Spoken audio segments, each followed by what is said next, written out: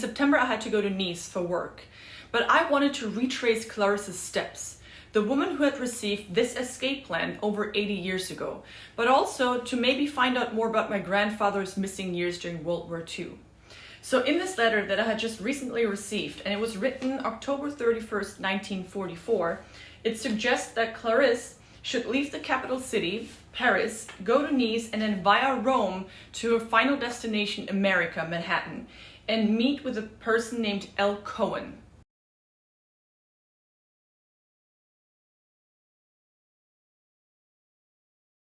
If she was in Paris at the time and pregnant, even though it was after the liberation, the Paris Purge, the épuration, was in full swing. And if she was maybe pregnant with the enemy's child and accused of being a collaborator, worst case, she would have faced execution or maybe just some kind of other punishment. But being a pregnant woman, this could also be very dangerous for your unborn child.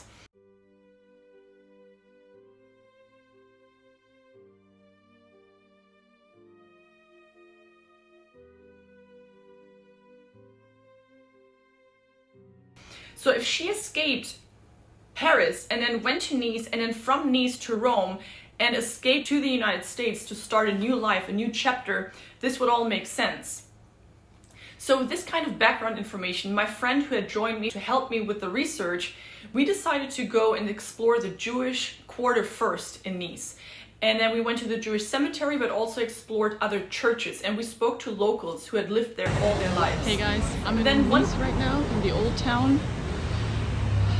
And apparently on this street, right across the park, is a house where during the war there was a family here that helped refugees stay overnight or for a couple of days until somebody would bring them out through the port to escape from here. So we got a first lead, and my friend and I were trying to figure out where this could have been.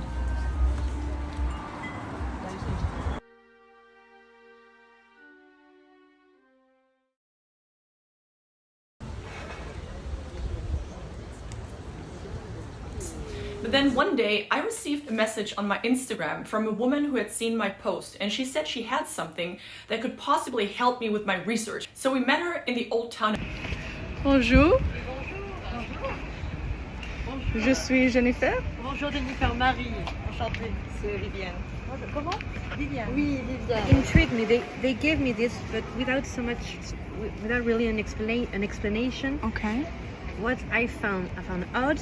It's this number right here. Okay. I don't know what it means, but they told me to be very careful with the details on the map, and this number is quite intriguing. They told me it was.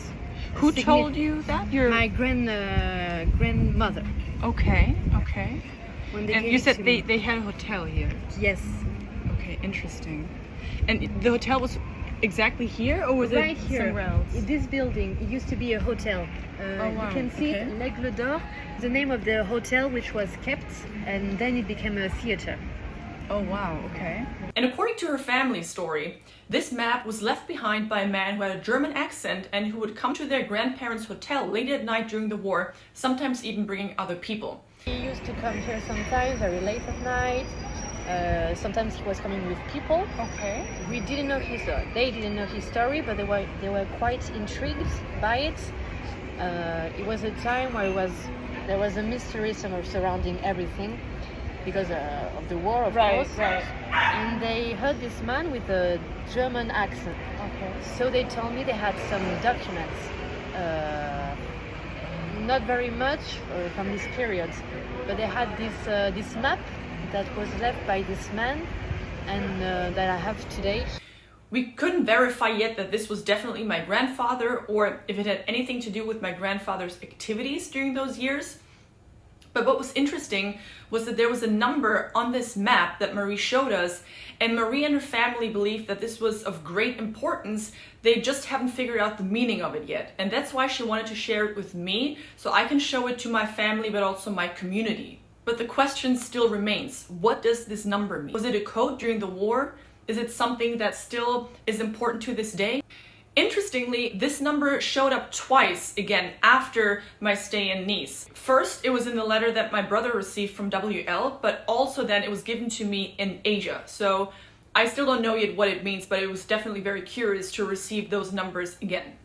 Marie then wanted to show us the very building where everything happened. It's the oldest surviving building in the old town of Nice. It's now the National Theatre, but it used to be the hotel that Marie mentioned. And before that, even a horse stable. And it actually started out as a Franciscan convent and church.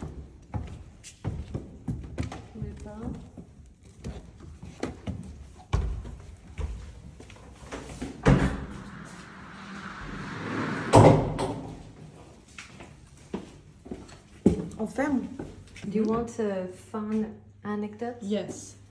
So we cannot see here, but here it used to be the place where horses drank water. Yeah. Ah, but This, huh? yeah. Yeah. Here. Yeah. Yeah. You can. Here it used to be not only a cemetery, it used to be a place where everything was buried. Okay. 1,000 times ago, this building is the oldest building in the old town. Okay. Still standing, so it... And walking down those dark old corridors, you can still see tombstones on the floor. And it was a very emotional experience for me because I envisioned possibly my grandfather walking those same corridors, but Da steht auch was. Ja. 1483. Also ein bisschen jünger. Ja. Okay.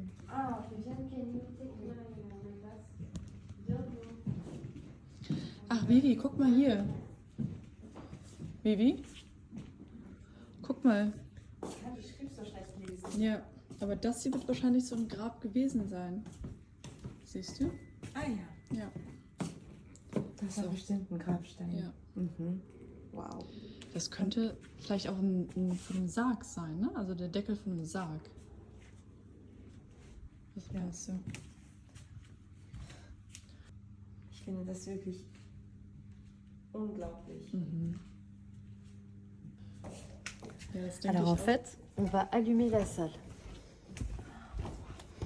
Oh, wow. Okay. Älteste Haus im alten Nizza, in der Altstadt. Spectacular. There was a floor here. Okay, There was... Now you see underground 0. okay. There used to be a floor 1. Yeah. There used to be a floor 2. Oh, okay. See it on the... Yeah. How do you call it? The little side of the right, the like wood the- coming out. right. That was one of the floor. Okay. So this was clack, a floor. Underground, you cannot see it because you have these walls. I don't know if you can see it, but these walls are made to for the people in the theater. Okay.